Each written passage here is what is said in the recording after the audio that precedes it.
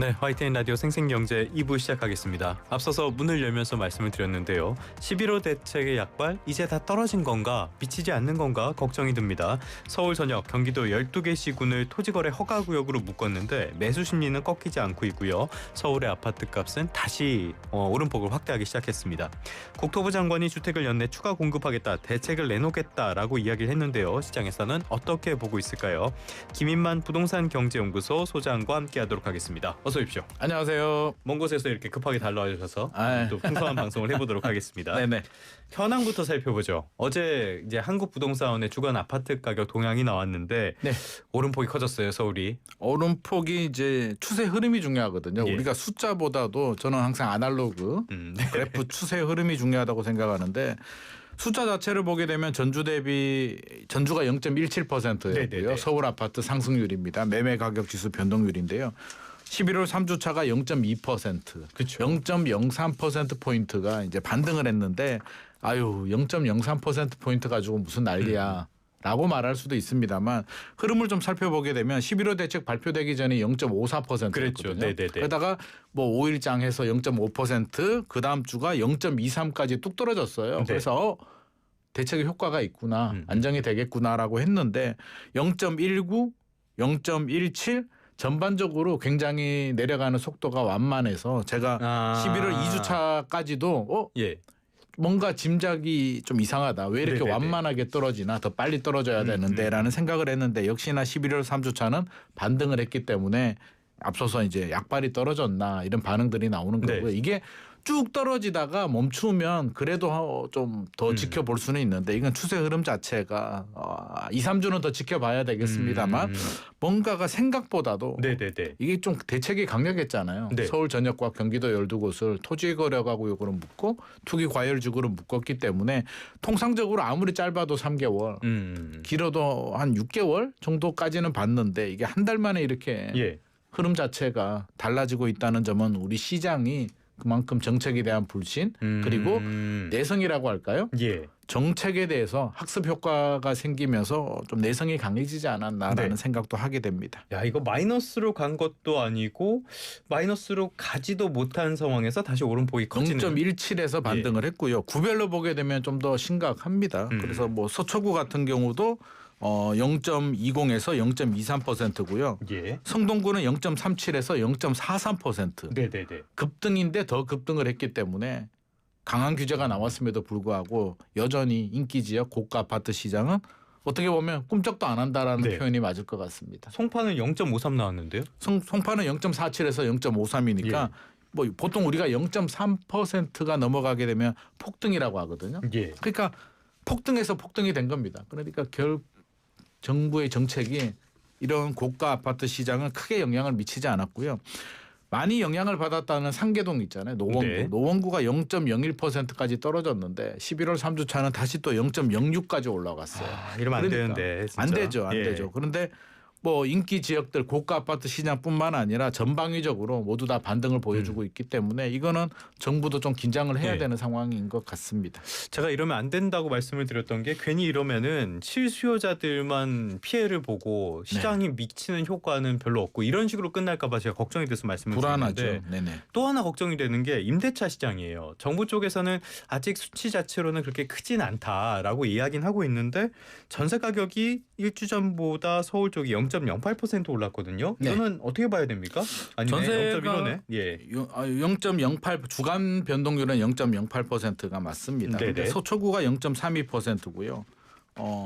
강남은 0.1인데 송파는 0.28%니까 전반적으로 상승률이 높습니다. 예. 이것도 추세 흐름을 보게 되면 올 여름보다는 올라갔어요. 그래서 이게 0.08이 중요한 게 아니라 0.08이 예를 들어서 0.2에서 0.08%까지 내려왔으면 추세 흐름이 안정이라고 보여지는데 예. 이게 0.01에서 이렇게 올라온 거거든요. 예. 그래서 슬금슬금 전세 가격 지수도 올라가고 있고 더 문제는 뭐냐면 우리가 이제 전세난이라고 하잖아요. 전세난은 두 종류가 있습니다. 가격이 많이 그렇죠. 올라가는 오르는 것도 거. 예. 전세난이고 매물이 없는 것도 전세난인데 예. 지금의 전세난은 사실상 매물이 없는 게 전세난입니다. 입주 물량도 부족하고요. 네. 또 정부 정책이 대출 규제를 하다 보니까 매물 회전이 안 됩니다. 2+2에 대출 규제까지 들어가게 되면서 네네네. 전세 가격 올라가게 되고 월세 가격 올라가는데 제가 며칠 전에 인천에 다녀왔거든요. 인천 검단 신도시 한번. 네. 인천은 분위기가 어떤가 싶어서 어떻습니까? 가보니까 일단 거래는 좀 활발하게 되고 있습니다. 근데 가격은 예. 많이 올라가진 않아요. 네네네. 그래서 왜 매매 가격은 안 올라갈까라고 보니까 이제 손바뀜이 굉장히 활발합니다. 그래서 불안한 집주인들은 분양가가 3억대였거든요. 예. 그래서 역세권에 인기 있는 단지들은 7억 정도까지 올라왔기 때문에 이 정도면 팔고 됐다, 나가야겠다 이제. 예. 해서 서울 강서구라도 들어가자.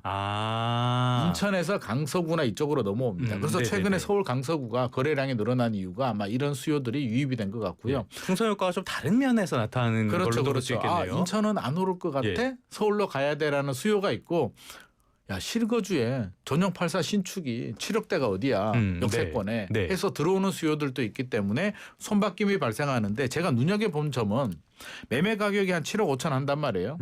전세 가격이 4억 5천까지 올랐습니다. 이게 네. 작년에 한 3억 5천 정도 했었거든요. 예.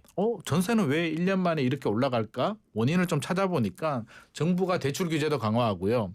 신축 아파트 같은 경우는 소유권 이전 조건부 대출 막혔거든요. 네. 한마디로 신축 아파트 분양받는 분이 세입자를 구하게 되면 그 세입자는 전세 대출을 받을 수 없습니다. 금단 쪽에는 신축 아파트 물량이 꾸준히 나오는에도 네네네. 불구하고 예. 보통 우리가 신축 아파트 물량이 나오면 전세 가격이 좀 저렴하게 나오거든요. 일시적으로 공급이 나오기 때문에 대출이 안 나오다 보니까 세입자들이 못 가요. 네. 못 가다 보니까 기존에 살고 있는 전세집을 올려줄 수밖에 없는 상황이 발생하다 보니 예. 전세 가격이 이렇게 단기간에 급등을 하고 있는 비정상적인 상황이 발생합니다. 결국에는 세입자들 힘들죠. 힘들죠. 저 얼마 전에 만난 친구도 이제 포기했다 막 이런 말까지 할 정도로 되게 힘들어하더라고요. 왜냐하면 세입자들은 신축 아파트 공급이 되면 이렇게 옮겨 타면서 그래야죠. 저렴한 데로 가고 이렇게 종잣돈 모아서 내 집 마련해야 되는데 지금 옮겨 타기도 막혀버렸고요. 전세 가격이 올라가게 되면 울며 겨자 먹기로 또 대출 받아서 올려줘야 되니까 세입자들은 이중고입니다. 알겠습니다. 조금 전에 말씀드렸던 수치 살짝만 정정하고 넘어가도록 하겠습니다. 전세 가격 전국이 0.08% 올랐고요. 서울은 0.15% 한 주 동안에 올랐습니다. 계속 높은 오름세가 이어지고 있는 상황인데요. 자, 이제 매매 가격으로 다시 돌아와서요. 서울 쪽은 41주 연속 상승세가 이어지고 있다라고 이야기하잖아요. 네. 문재인 정부 때는 뭐 85주 연속, 59주 연속 이렇게 해가지고 막 가늠이 잘 안 오거든요. 41주 연속 이러면은 얼마나 심각하다라고 봐야 되는 겁니까? 40일쯤에 우리가 1년이 52주거든요. 예. 그러니까 40일쯤에 거의 1년 가까이 내내 오르고 있다. 상승인데 우리가 좀 착각을 하는 게 앞서서도 뭐 전세가 0.15다. 그렇잖아요. 매매가 0.2%인데 뭐 0.01%다 이런 얘기를 하게 되면 집값이 떨어지구나라고 생각하는데 이게 자동차 속도로 보면 됩니다. 엑셀레이터라고 그렇죠, 보면 돼요. 그렇죠. 그래서 예. 마이너스로 가야 후진 뒤로 가는 집값이 떨어지는 거고요. 플러스는 올라갑니다. 그러니까 0.2%도 올라가는 거고요. 0.05%도 올라가는 겁니다. 정도의 그러니까 차이일 뿐. 정도의 차이니까 예. 41주가 느낌이 안 오시는 분들은 차가 150km도 달렸다가 60km도 달렸다가 30km 달렸다가 100km 달렸다가 계속 서울에서 부산까지 달려가고 있는 거하고 똑같습니다. 그러니까 네네네. 집값은 꾸준히 올라갔다. 우리가 6.27 대책 발표되고 일시적으로 집값이 떨어져서라고 하는데 떨어진 게 아니라 떨어진 적은 없고 속도가 잠시 내려왔지 예. 차는 달리고 있었다. 집값은 여전히 상승을 하고 있었다라는 거고요. 지금 흐름을 보게 되면 41주가 아니라 이거는 뭐 지속적으로 한 80주?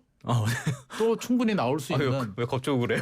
지금 환경이 대외적인 변수가 있어야 되는데 네. 집값은 흔들만한 불확실성이 지금 보이진 않고 있기 때문에 네네네. 좀 더 지속이 될 것 같습니다. 수요는 묶을 만큼 묶어놨는데 이제 뭐 더 어떻게 할 방법도 없을 것 같고요.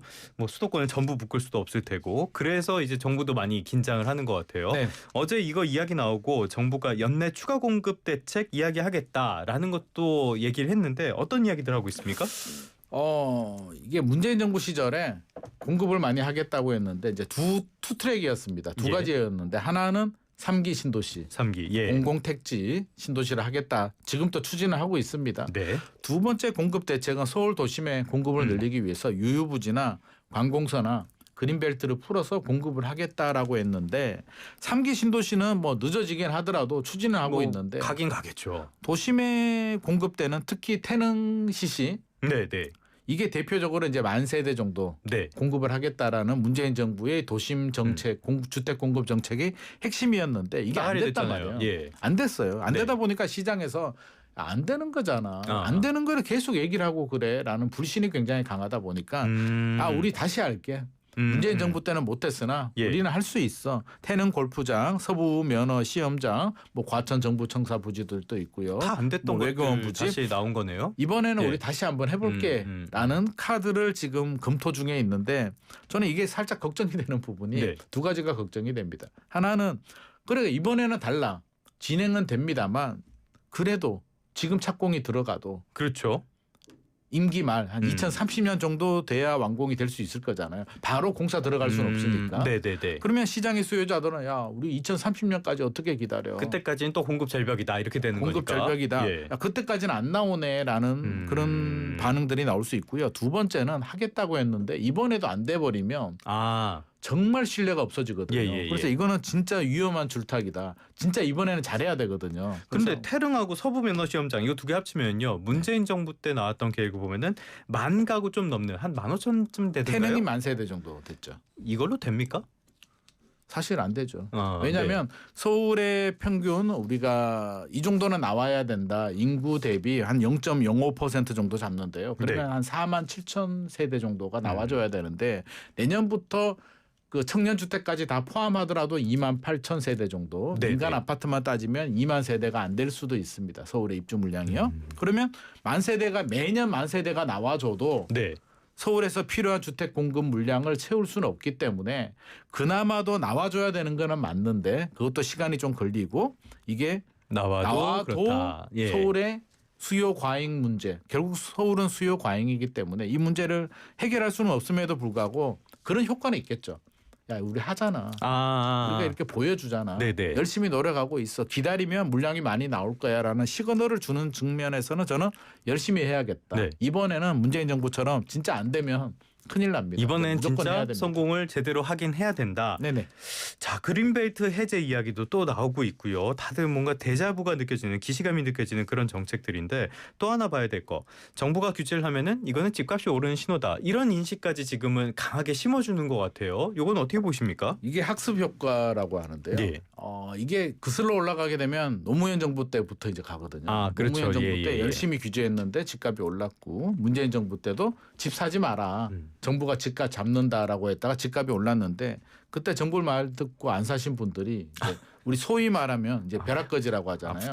아프죠. 네. 그래서 그런 분들의 트라우마가 있기 때문에 이재명 정부 입장에서는 좀 억울할 수는 있어요.